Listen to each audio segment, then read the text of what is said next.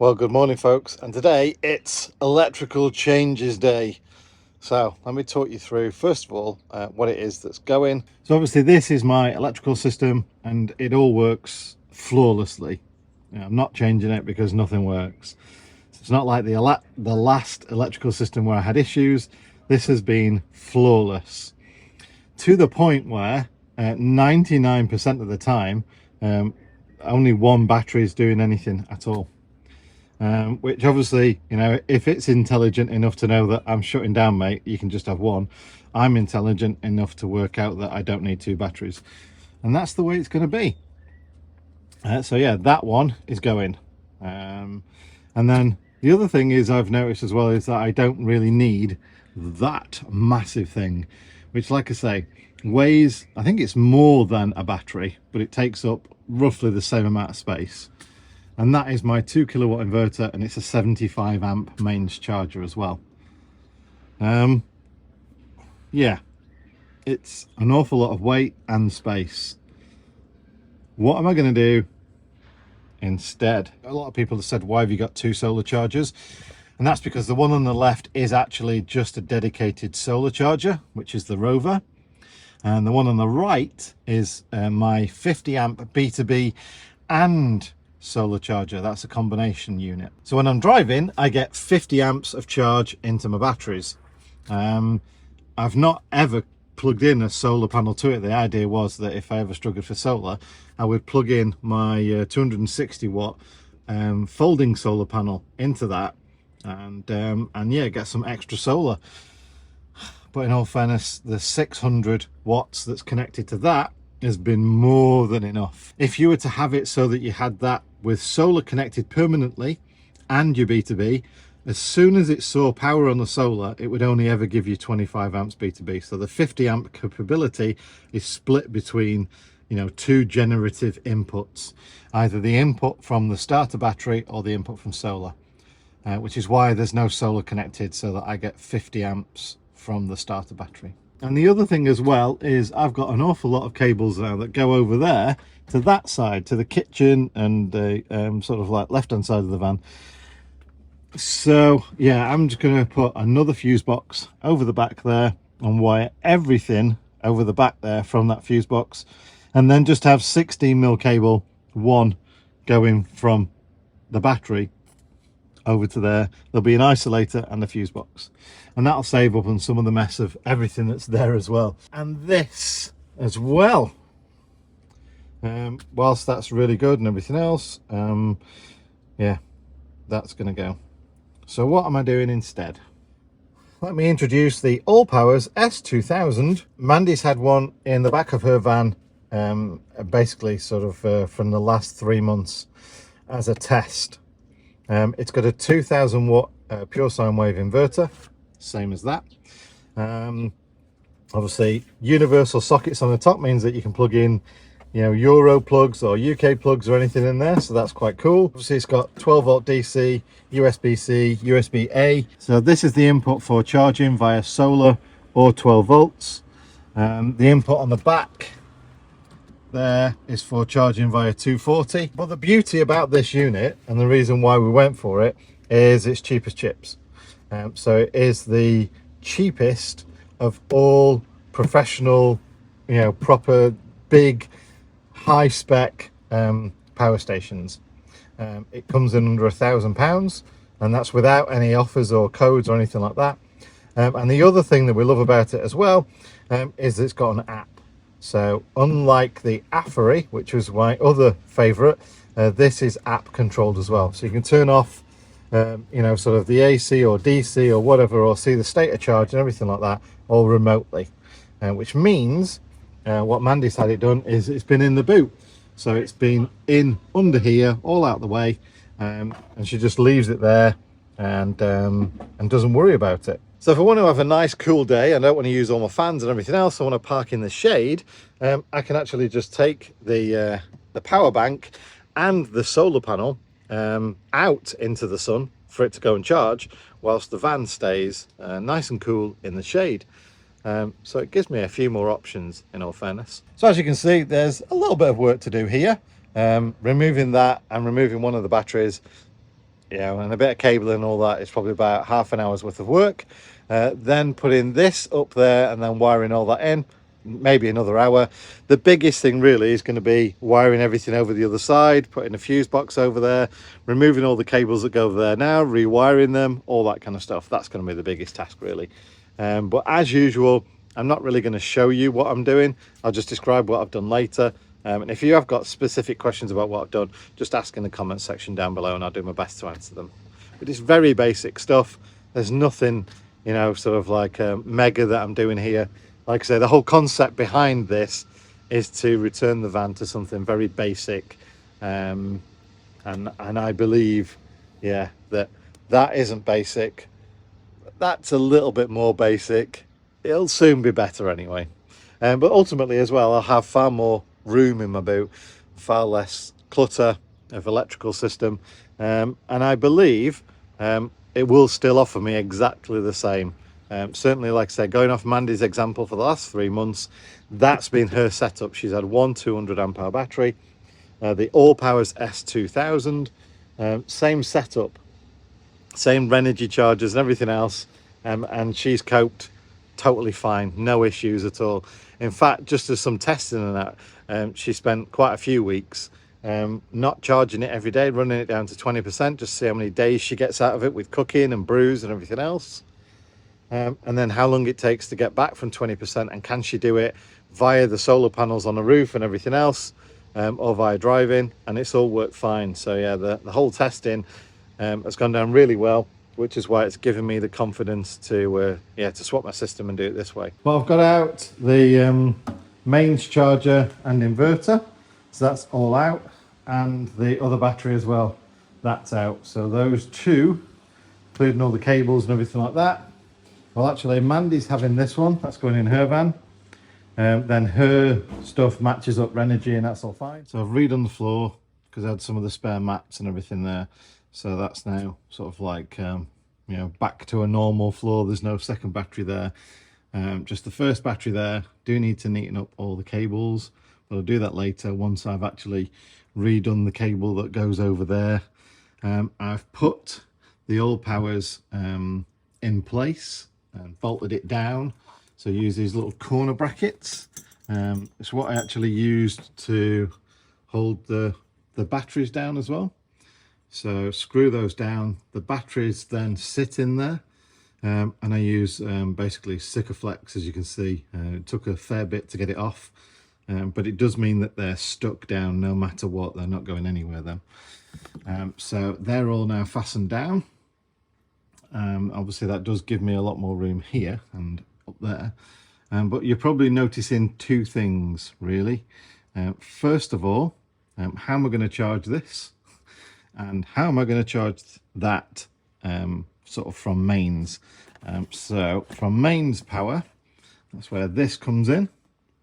I'm just going to mount that up there somewhere or on the end or whatever, and that means that when we do have the opportunity to plug in to shore power on a campsite or whatever, that I can then give 30 amps charge going into the lithium battery, the leisure battery, house battery, whichever way you want to call it. So that can now be charged via driving, solar, well actually driving and solar because I've got the separate controllers, and that. And if I wanted to, I could plug that into there and charge that via solar, driving, and mains power. That's now the mains charger all wired in. I am a bit miffed that Renogy don't do a decent mains charger. So the best mains charger out there is the 30 amp Victron one. It's brilliant, dead reliable, does the job. It's fairly quiet, and obviously it's Bluetooth as well, so you can see what's going on. So that's now set up. I've gone into the Bluetooth app as well, but obviously you can see from there how it's charging on bulk. It's recognised it's a lithium battery, and that's now wired in, so all the cables go through there into the bus bar. Okay, so that's the 20 amp remote controlled switch. And that is the little remote for it. There is another remote there, but I've got one like that already for that, which is a 10 amp. So I just want to differentiate between the two very easily. So yeah, that one will be for that one. So that is now charging at 130 watts. And obviously that's taking power directly from that battery. Oh, and a little other bit of an information for you as well. It acts as a backup power supply, UPS. So while you're giving it power, the power passes straight through the main sockets. So you don't have to switch the AC on, they are just on. But those AC sockets are actually taking power from the incoming AC, not its actual battery. So it could be that you have this set up, you know, like as an office thing, and you run servers and computers or whatever for it, or you run it in the house and you have medical equipment, or you know, fridge or freezer or something like that, and you have it plugged in, and you have this plugged into your mains. And then if you have a power cut, obviously this power supply will kick out and cut off, and then the internal AC side will then kick in. So you'll have noticed I've covered up the front little panel, simply because I didn't want, whenever those run, I don't want 30 amps. So there's a little cover that comes with the pack that allows that 30 amp 240 volt socket to be covered up. So I covered that up. For a simple van build with simple electric system, it has progressed to being complex, I must admit. However, I think with this setup, I'm happier with the way that's going to work and perform, and the fact that, you know, I've sort of I've essentially simplified it and give myself a backup, which I didn't have before with the other system. So yeah, I'm quite happy with that. I think the only difference, or the only weird thing I need to do now is I've weighed all the new stuff. I just need to go and weigh the old stuff and work out what it is, what weight difference. So the battery and the inverter charger and everything else, that comes in at a whopping 46 kilograms. So yeah, 46 kilograms there. Right, so I've just weighed obviously the others for this, that and that, which are the replacement sort of items. You're looking at 16 kilograms. So yeah, almost 30 kilogram saving. And I've also got a lot of space back as well, and versatility. So yeah, really happy with that. These holes in the side, that came from another system I had, which has now gone to its death. But that space inside there is obviously used as a little cubby hole, and I've got one that I put in this side as well, just so it matches. So yeah, they kind of carry usually hookup cables and extension cables and all that kind of stuff, and little bits and bobs will go in there. So that's what's gone in there. All those cables, apart from that one, which is obviously the 240 volt socket in the kitchen, all those are the cables. All those are for USB, lights, fridge, freezer, and there's another one hiding down there as well. So yeah, all those cables, they all run from up there, around, through there, blah blah blah, and then come out there and go into there. So by the time I finish with that, that should be a fair bit of weight saving as well. Fuse box on the left, fuse box on the right, all nice and simplified now with extra backups and all that kind of stuff in there as well. And that's the amount of cable that was left over, despite adding in another fuse box and adding in some extra things like a light over the kitchen, a light there with a USB in it, and a couple of USB sockets on the end as well. So even though I've actually added more, I've still gained a pile of cable out of it. You all might think, well, if it worked before, John, why bother and everything else, and why bother making all these changes? You know, what's it going to do? Time will tell, but I do believe that the changes are worthwhile, otherwise I wouldn't be doing them. Things like that fuse box over there, definitely better, rather than running loads of cables back and forth all the time. More reliability at the end of the day for everything, and easier to fault find, easier to check things out and whatever. And that brings another little solution as well, because I like to have backups of backups. So for example, if anything happens to that, that can be, you know, sort of my backup power supply. So if anything happens to that, how do I cook, given that all my cooking is on 240? Went for a slightly different inverter in the end, went for a 2 kilowatt, and rather than using that as my main one, I'm actually using the 2 kilowatt. It's just that that has so much power in it, I was hardly touching it. So yeah, I might as well use that. And then it's going to charge up easier, faster, and then, you know, sort of like keep back charging that. That will then be my backup. So everything now can be powered, sort of air, fire and everything else. Everything can be powered via all the Renogy stuff. So yeah, that is all working buzzing, and that is my backup, and that's all ready and wired in to be my backup. So I'm very happy with the way that all works. It's all very tried and tested now, and obviously slightly tweaked even over the last couple of days, just because I've tried, tested and gone, you know what, that is the better solution. So one thing I really love about the Renogy inverters is that they've got pass-through power. So it means you can use it as like a UPS as well. So what it means is it's got a plug on the front of it, or a socket on the front of it, where it can be plugged into mains power, so shore power or anything else that's giving it 240. And then if that power shuts off, it will then use the 12 volt power to provide inverted power. So that's absolutely fantastic. So a lot of inverters don't have that, and I think it's brilliant, because right now my inverter is actually switched off, so it's not wasting any power just being on standby or anything like that.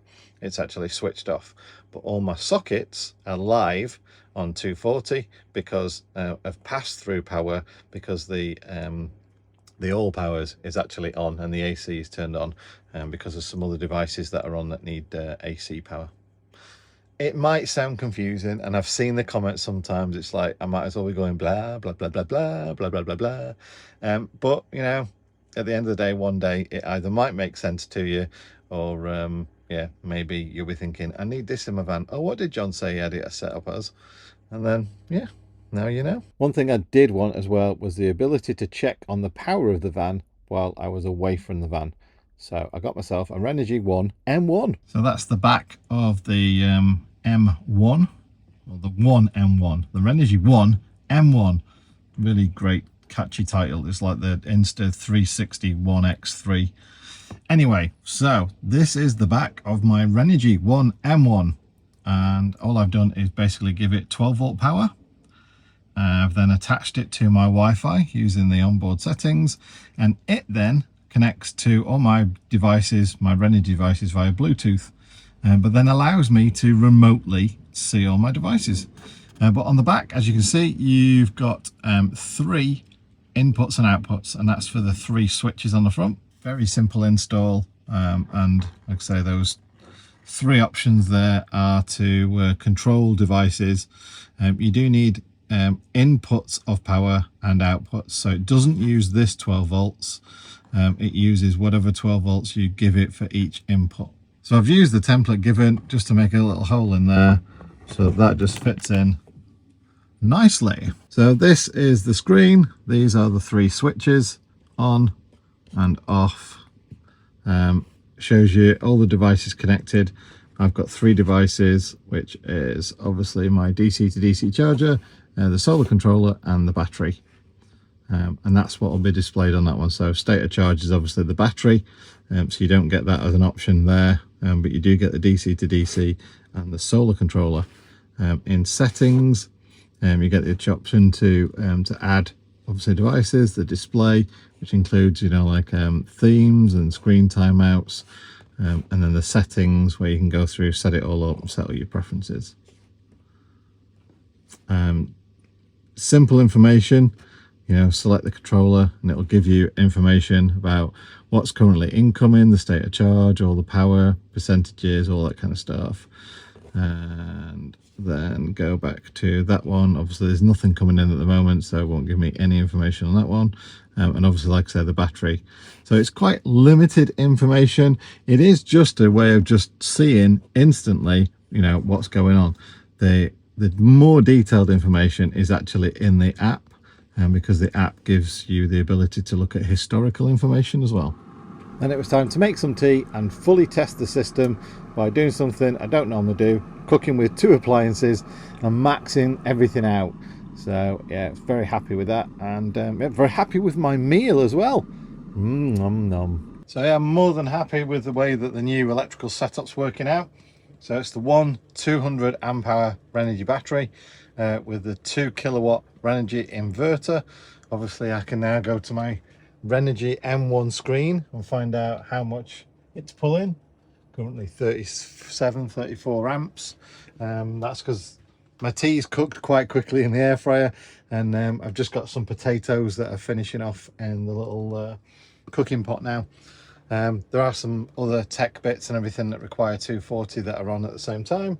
So yeah, how cool is that? All works fine. It's very simple, takes up hardly any space in the boot compared to what it did, and same with weight wise as well. It's a great weight saving. Right then, so that's me. I have now washed up. I don't normally use 2 appliances to cook, so just to make that one clear, I'm not that adventurous normally with food. I just wanted to demonstrate that I could max out the system, 198 amps or whatever I think it maxed out at, and yeah, just to prove that everything works as it's supposed to. And what do we have left? 81%. So with washing up, which I use a kettle to get hot water, and 2 appliances to cook, as well as, you know, other stuff that's on charge and powered up at the moment, yeah, 81%, so 19% was used. We started around about 100% thereabouts. So yeah, that's probably worst case scenario for me, and quite happy that yeah, that works that way.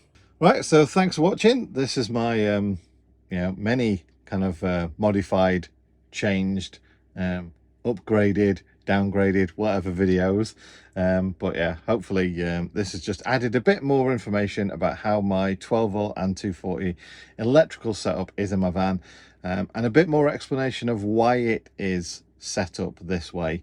So yeah, hopefully that's helped. If you've got any comments or questions, obviously leave them down below, and if you like the video, give it a thumbs up.